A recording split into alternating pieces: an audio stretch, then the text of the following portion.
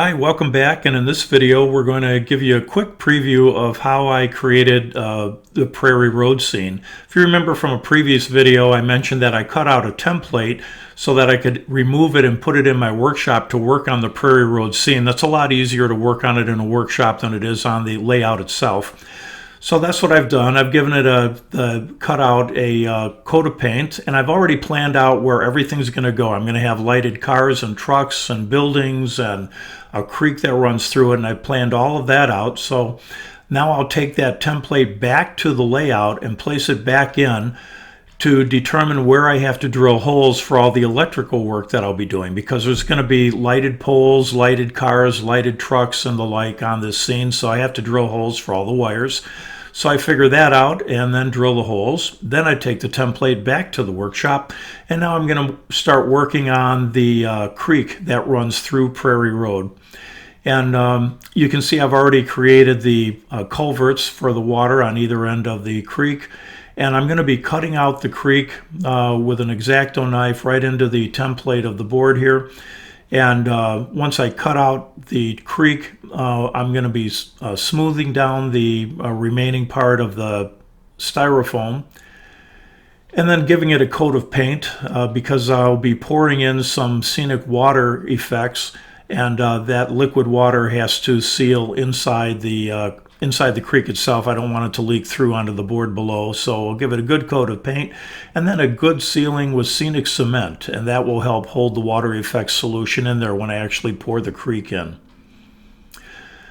Then I'm going to give it a coat of paint. I'm going to start coloring it now with burnt umber and yellow silt. Those are the colors that I chose because when you're looking at a creek, those are the most common types of colors that you see. While I'm letting that dry, I'm going to be laying the rest of the gravel for the gravel road that becomes Prairie Road. And that's pretty simple. You just take some scenic glue and run it along, kind of making an outline of where you want the gravel road to run. And then I'll smooth it out a little bit. And then just spoon in some gravel. The gravel that I'm using is a coarse gravel that I get from Woodland Scenics. And you just literally spoon it right on the paste that you put down, right on the glue. You'll have to take a brush and kind of sweep it up a little bit to form the exact outline of the gravel road that you're making. But it goes on pretty simple. You let it dry, and then you give it a good coating of scenic cement to dry that gravel down onto the road, and there you go. We've got a gravel road and some topical down already that surrounds the road. So our scene is taking effect. Now, the next step is going to be to lay down some trees and some bushes and things like that to start creating the landscape of the scene. And because of that, the workshop is getting pretty messy right now. I've got a lot of stuff laid out all over the place, trying to decide what foliage is going to look best in this particular scene. So that's what I'm doing right now, and there's just stuff all over the place.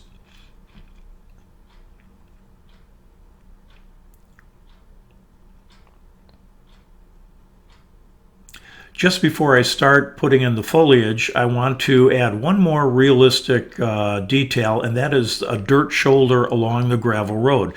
If you've ever been on a gravel road, you know gravel roads have dirt shoulders. So I use this dust product from Woodland Scenics, and it is like dust. It's very light, and you brush it on with a dry brush and then give it a coating of scenic cement once you get the right thickness down. But it's a little bit of detail work, but it makes it look realistic. Now I need a bridge that goes over the creek, and I couldn't find one, so I built one. And a lot of details into that. You're going to see what it looks like finished in just a little bit. But while I was waiting for the bridge to finish drying after I created it and painted it, now I'm using the water ripples product that you saw in previous videos to give the illustration that the water in the creek is moving, the illusion that it's moving. Then I found this great product, and I'm not really sure how to pronounce the name of the company. I think it's Heike. It's a company out of Germany, and they sell some really high quality scenic products for model railroading. And I decided to use their ground cover product and a lot of their bushes and trees product because their stuff looks really realistic and it's moderately priced. So I've got all that landscaping in, and it looks like Prairie Road is ready to go into the layout now. This is what it looks when it's ready for that. Once I get it into the layout, of course, I'm going to have to wire in the trucks and the cars that I have, as well as the street lights. But I've done as much in the workshop as I can, so now it's time to take it back to the layout and insert it between the two mountains. And remember, I've already put in some street lights here, pole lights, to light it up at night. And I've got all the wiring done. So I have to be really careful about how I lay the insert in so I don't snap any of those wires that I've put in for the pole lights. So it's a little delicate work here. You have to make sure you're very careful. But we get it all plugged in.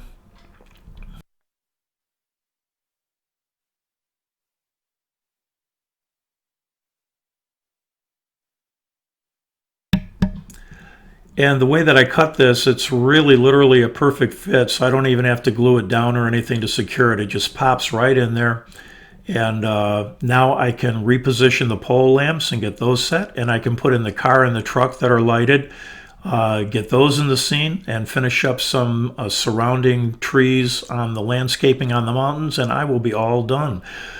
Now that Prairie Road is done, that's going to lead to my next project, which is going to be the schoolhouse scene, which will go here. But actually what you're going to notice is I do the mountain lake scene first. So I'm going to leave you with the completed scene of Prairie Road, what it looks like from the bird's eye view. I want to thank you for watching, and we'll see you next time. Like a bird on a tree, I'm just sitting here. I got time, it's clear to see. From up here, the world seems small. We can sit together. It's so beautiful, you and me. We meant to be in the great outdoors, forever free.